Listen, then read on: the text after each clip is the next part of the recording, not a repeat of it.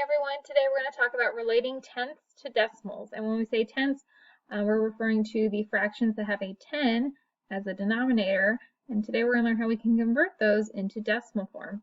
But first, let's go ahead and real quick review from our last lesson where we found equivalent fractions between tenths and hundredths in the denominators. So real fast, if I have 1/10, how many hundredths would that be?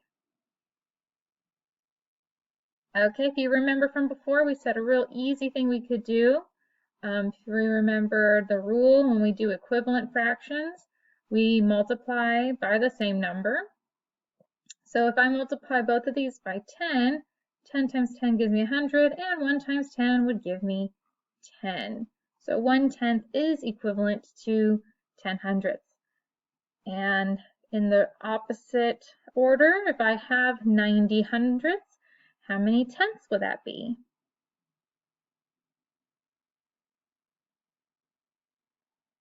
Okay, what you should have come up with is 9, oops, my mouse is having a mind of its own right now, 9/10. What you could do is you could divide or find in simplest form what this fraction would be. So if you divide both of these numbers by 10, okay, 90 divided by 10 is 9, and of course 100 divided by 10 is 10. So like I said, just quick review of what we did before. So we know all about, having a 10 or 100 in the denominator. And we know all about fractions. We know the fractions are parts of whole numbers. They're not, they can be representing a whole number, but typically a fraction, is part of a whole. And so what is a decimal? Well, a decimal is actually very similar to a fraction. It's a number that is not a whole number with a digit, or I'm sorry, I should say digits, put a little S right here, to the right of the decimal point. Okay, so this is a decimal point. It looks just like a period, except it's used in math instead of English. And what this decimal point represents is the parts of the whole. So everything that is to the left is considered a whole number, and everything that is to the right is part of a whole number or a fraction of a whole number, okay, a fractional piece.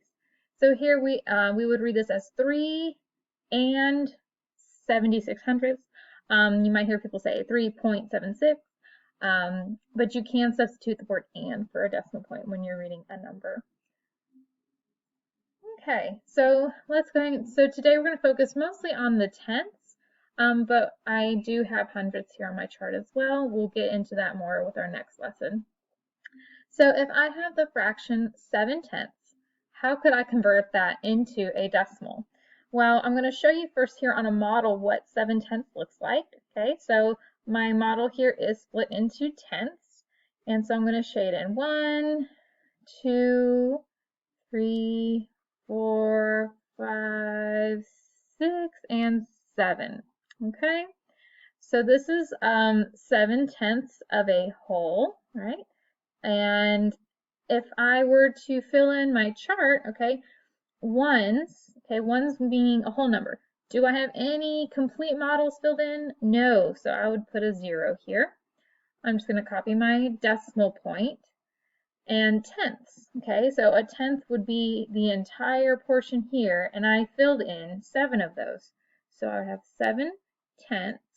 And here, hundredths would be like if I had one of those the flats, the hundreds flats, if I had lines going across, any individual like tiny little box down here, if I had any one individual of those filled in, I would put that here, which I don't. The only thing that is filled in are entire rows of, a tenth. So I would put a 0 here.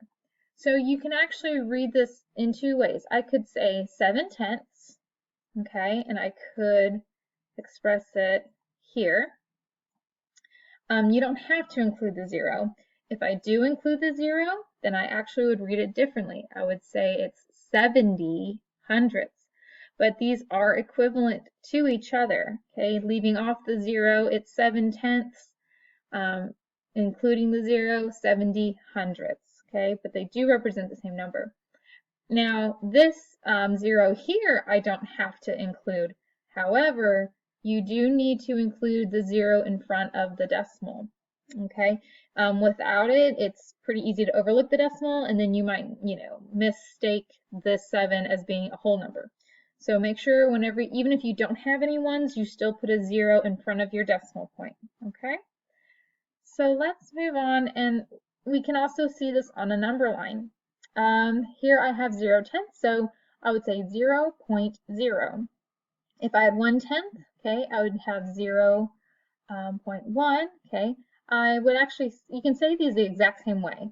So that's the beauty of it. If you say 1/10, you would also read this as 1/10. It's a 1 in the tenths place. Because, like before, in the beginning of the year, when we talk about place value, we had like hundreds and tens and ones, and you probably thought it stopped there, but it actually doesn't, because you can have your decimal point, and then it can continue, and you can go back here with tenths. Okay, so whenever we have tens and then we have tenths. So when we're on our number line here, all the numbers that are in our numerator, they would go into this place value here in our place value chart. So if I were to convert these all to decimals, okay, there are no whole numbers, so it's always going to be a 0 in the front, and then my decimal point, and then whatever my numerator is here, because it's over a 10, okay, would be in the tenths place, just like we have down here. So this would be 3/10 in decimal form, 4/10 in decimal form, and then 5/10, 6/10, 7/10, 8/10, and when I get to 9/10, okay, here I have 10 over 10, and we should recognize that as being equal to 1 whole. So you wouldn't put a 1 here. What I am going to do is I'm going to put 1 in the ones place, because it is 1 whole decimal, and then 0. So 1 whole in decimal form would be a 1, decimal point, and a 0. Now, we can actually also write mixed numbers as decimals. So here I have the mixed number of 1 and 6/10, okay?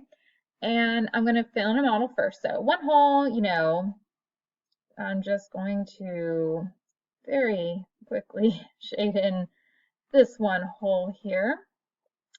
And then on my next model, I have 6/10. So 1, 2, 3, 4, 5, and 6. Okay, let me shade that in. And then when I come over to my chart, okay, ones. So 1 whole. If I look over at my models, I do have 1 completely filled in. So I would put a 1 in my ones place. Bring down my decimal point, and then with the tenths, okay, on my second model, I've already counted this one here. So on my second model, I have 1, 2, 3, 4, 5, 6/10 shaded. And again, hundredths would be the tiny little pieces. I have none of those.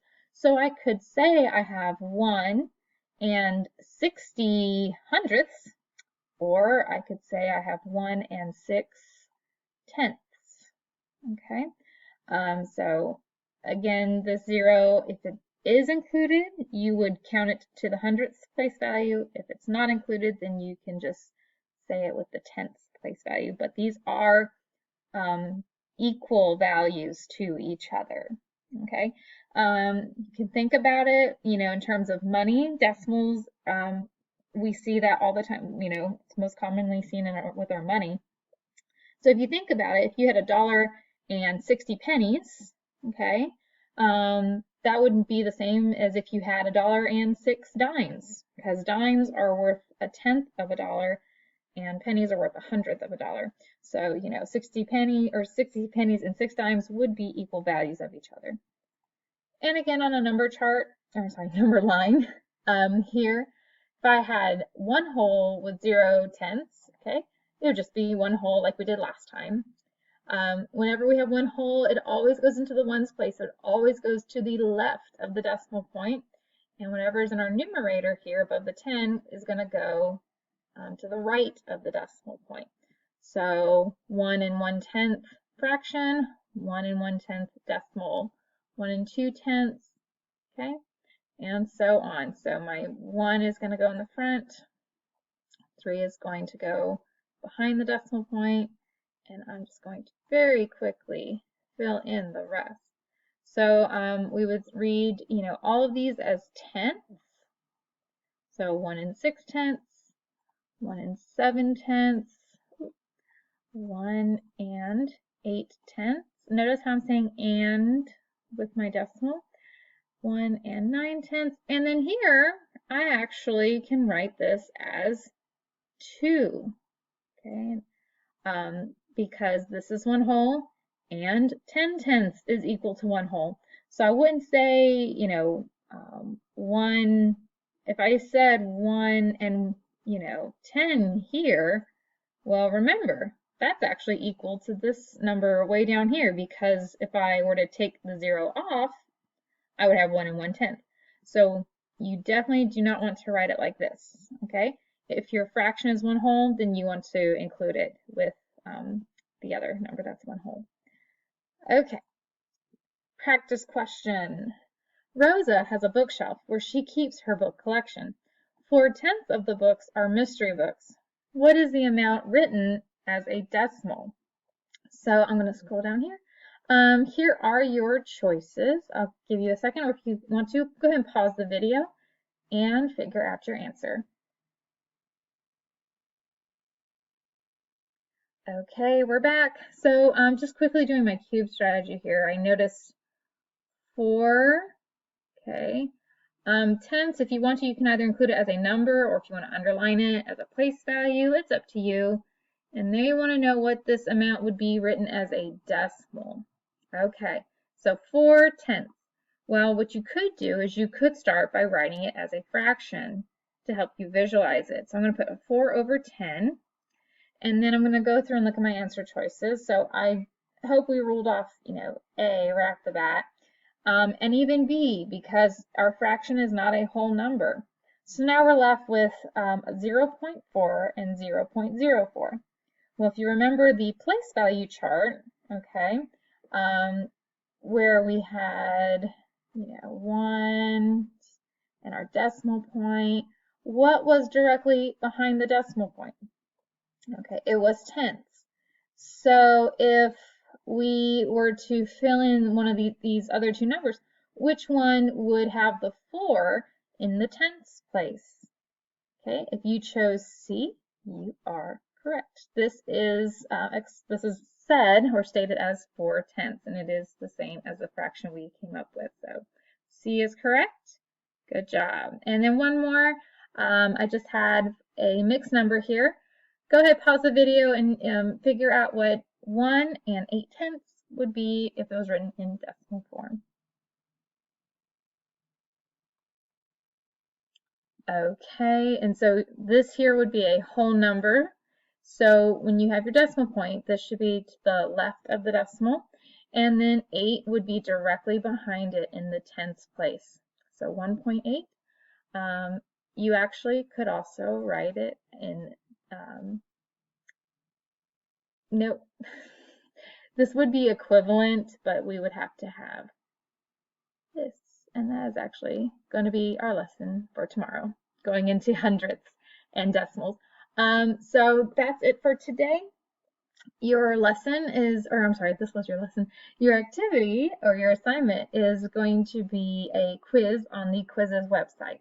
I'll attach the link for that. It's actually going to have stuff from this lesson as well as the previous lesson with the tens and hundreds in the denominator. So I will see you guys next time. Bye.